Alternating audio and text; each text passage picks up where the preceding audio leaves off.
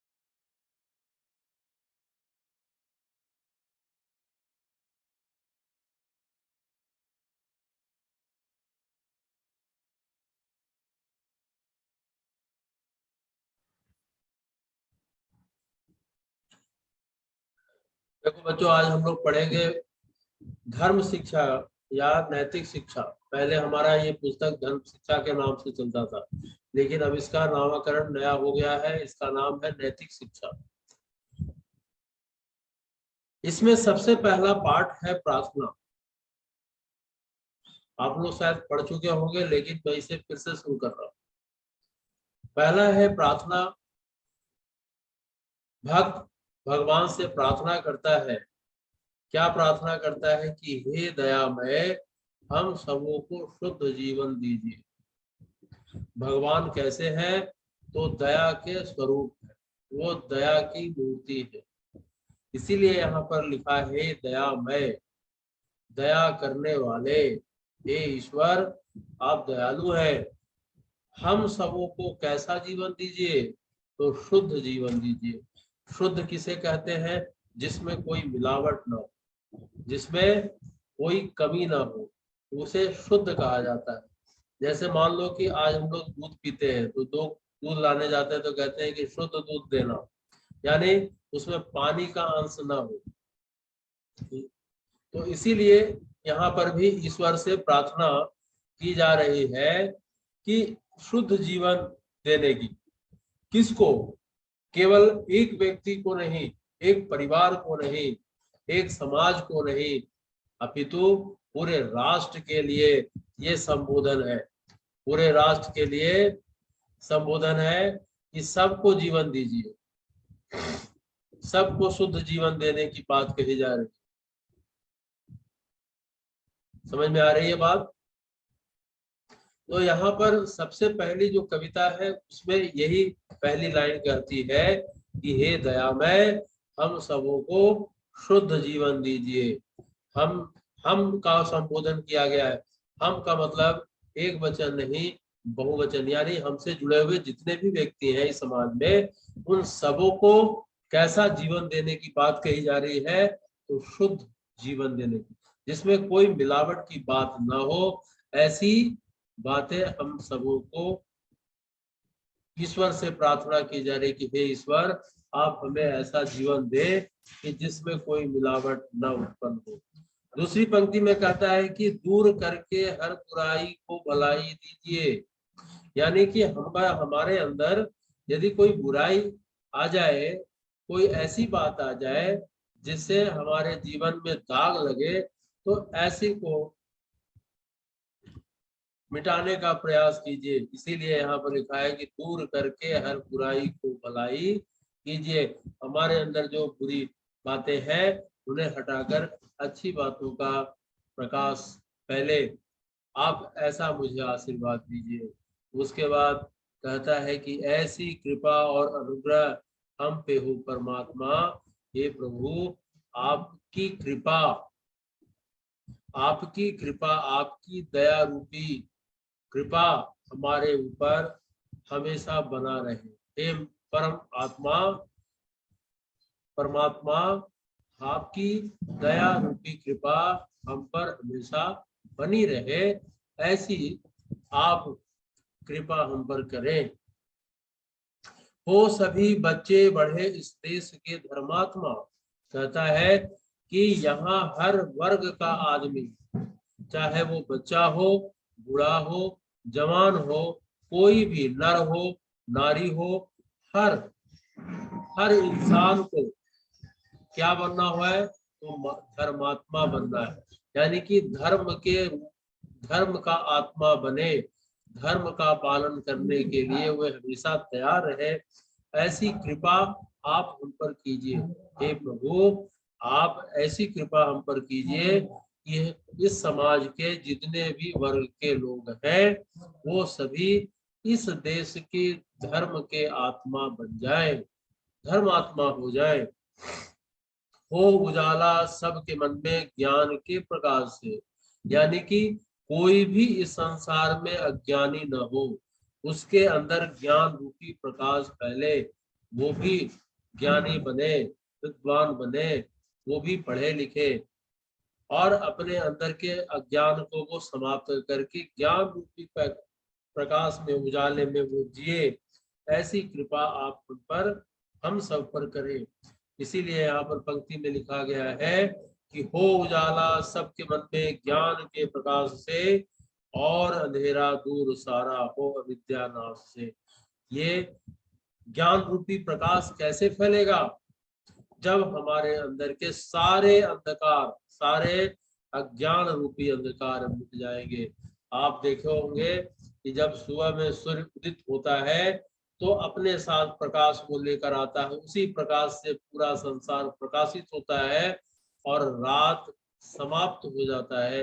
यानी कि रात्रि का जो प्रहर है वो समाप्त हो जाता है और लोग नए कामों में जुड़ जाते हैं। तो उसी तरह से हमारे अंदर की जो बुराइयां हैं, जब वो हट जाएंगी, अज्ञानता है जब वो समाप्त हो जाएगी, तो हम ज्ञान रूपी प्रकाश से अपने नए जीवन की शुरुआत फिर से कर सकते हैं। इसीलिए यहाँ पर वो कहा है, हो उजाला सबके मन में ज्ञान के प्रकाश से। ज्ञान ही जीवन में सबसे महत्वपूर्ण होता है बच्चों। सोने चांदी हीरे जवाहरात, ये जो धन दौलत है, ये कभी भी मिट सकते हैं, कभी भी इसकी समाप्ति हो सकती है, इसकी कोई सीमा नहीं। आप आज 1 रुपए की चाह करते हैं तो कल 10 रुपए के करेंगे, 10 रुपए के जब मिल जाएंगे तो फिर 100 रुपए का करेंगे। उसी तरह से निरंतर ये प्रयास जारी रहता है। लेकिन ये ज्ञान जब हमारे आ जाएंगे हमारे अंदर, तो ये जो धन संपदा वगैरह है, इसको छोड़ आदमी ज्ञान में डूब जाता है, ज्ञान रूपी सागर में डूब जाता है। इसीलिए सबसे ज्यादा जरूरी है हमें ज्ञान को निरंतर प्रयास करना चाहिए। ज्ञान को लेने में, ज्ञान को पाने में हमेशा प्रयास करते रहना चाहिए। उसके बाद कहा है कि खोटे कर्मों से बचे और तेरे गुण गाए सभी। खोटा समझते हो? खोटे, कभी कभी आपके घर में कोई सिक्का आता होगा, 1 रुपए 10 रुपए, तो उसमें कहीं ना कहीं कोना टूटा हुआ है, या कभी चपटा हो जाता है, या वो जो ना चले, कोई नोट होता है जिसमें गंदगी ज्यादा लगी हुई है, या कोई सिलाई ऐसी गिर गई है, या कुछ ज्यादा लिखा हुआ है, तो या फट जाता है, तो वो नोट चलता नहीं है बाजार। तो इसीलिए यहाँ पर कहा है कि खोटे सिक्के से बचे, यानी कि ऐसी हमारी जीवन की राह हो जिसमें अड़चने कम हो, यानी कि हम हमारा जीवन कैसा हो, तो शुद्ध हो पूरी तरह से, तब हम समाज में जी सकते हैं। मान लो कि हमारे अंदर कोई जैसे मान लो कि तुम्हारे घर के आसपास कोई ऐसे भी व्यक्ति है जो जेल जा चुके होंगे, या कोई ऐसा काम कर चुके होंगे कि लोग उससे नफरत करते होंगे, या फिर उससे बातचीत करना पसंद नहीं करते, तो उनका जीवन कहीं ना कहीं दाग से भर गया, उनका जीवन कहीं ना कहीं दाग से भर गया। तो जैसे सिक्के खोटे हो जाते हैं, उनमें कोई कमी हो जाती है, तो इसीलिए यहाँ भी कहा है कि खोटे कर्मों से बचे, यानी कि खराब कामों से हमें बचना है, और तेरे गुण गाए सभी, और ईश्वर के गुण को गाते हुए हमें निरंतर आगे बढ़ते रहना चाहिए।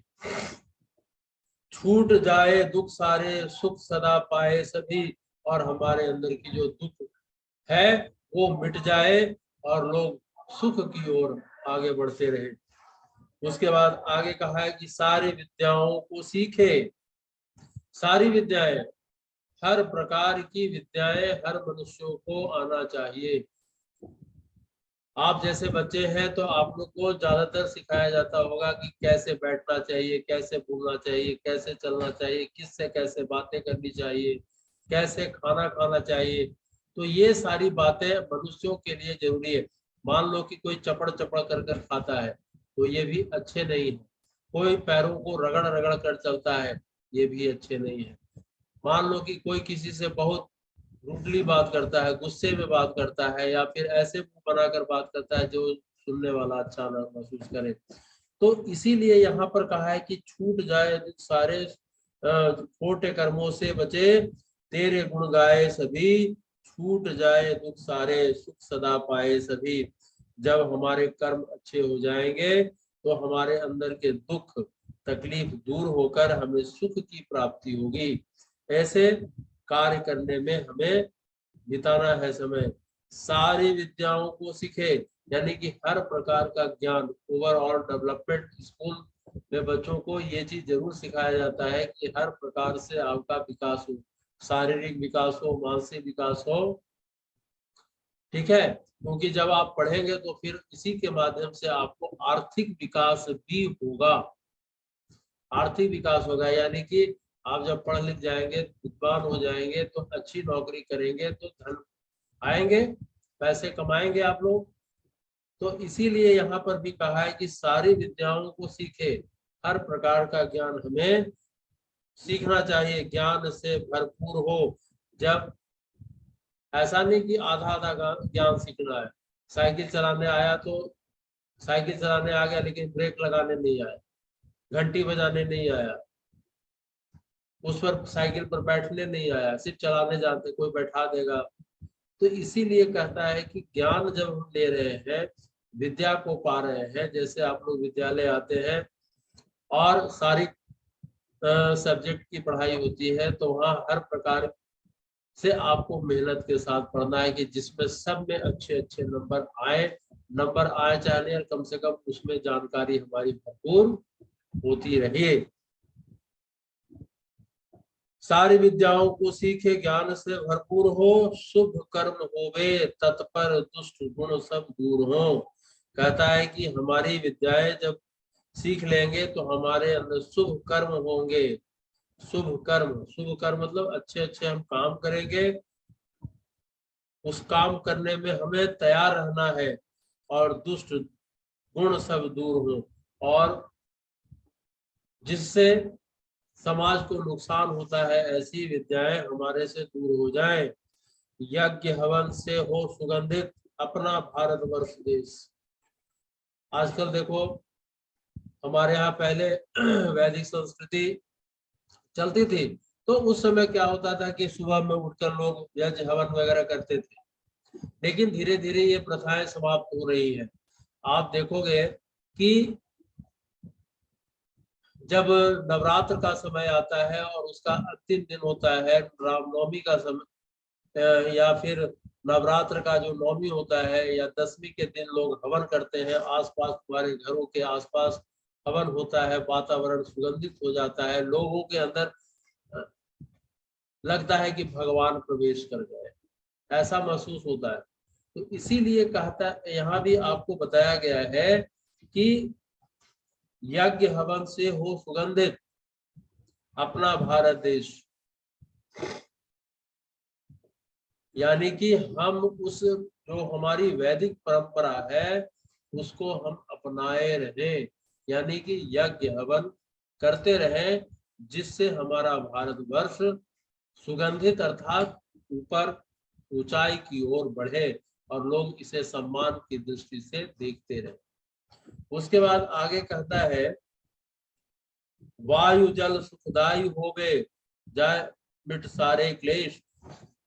देखो, यज्ञ और हवन जब होते हैं ना, तो पर्यावरण को भी ये शुद्ध करते हैं, और जब पर्यावरण शुद्ध होते हैं तो समय पर वर्षा होती है। जब समय पर वर्षा होगी तो हमें फल फूल सब्जियां अनाज मिलेंगे, और यदि सूखा पड़ेगा, वर्षा नहीं होगी, तो हमें खाने के लिए भी तरसना शायद पड़ सकता है।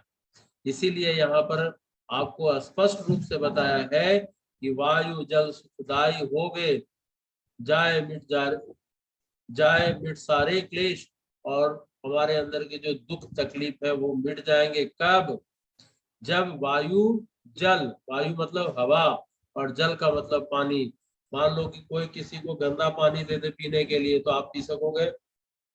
किसी को हवा अशुद्ध मिलने लगे, मार्केट में कभी जाते हो तो वहाँ गाड़ियों की जो धुएं निकलते हैं, गाड़ियों के साइलेंसर से, उससे अकबकाहट सा महसूस होने लगता है, तो सांस हम लेने में ठीक नहीं होता है। दिल्ली की प्रदूषण नहीं है जो हम लोग टेलीविजन पर देखते हैं कि कई लोग सांस नहीं ले पा रहे हैं। जो अस्थमा के पेशेंट है वो घर में बैठे हुए हैं, वहां भी फिल्टर लगाए हुए हैं। तो इस तरह से क्यों हो रहा है? क्योंकि हमारे समाज में, हमारे देश में, या हमारा विश्व पूरी तरह से प्रदूषण के चपेट में पड़ा हुआ है। प्रदूषण का कारण गाड़ियां तो है ही, साथ साथ हम लोग यज्ञ हवन नहीं कर रहे हैं, जिससे पर्यावरण शुद्ध नहीं हो पा रहा है। इसे वैज्ञानिकों ने सिद्ध किया है। यदि जहां पर यज्ञ और हवन होते हैं, हवन की आहुतियां पड़ती हैं और उसमें से धुएं निकलते हैं, उन आहुतियों से, उन संविधाओं से, तो उसके आसपास का वातावरण सभी विषाणु यानी कि कीटाणु, जैसे कोरोना वायरस है ना, ये सारे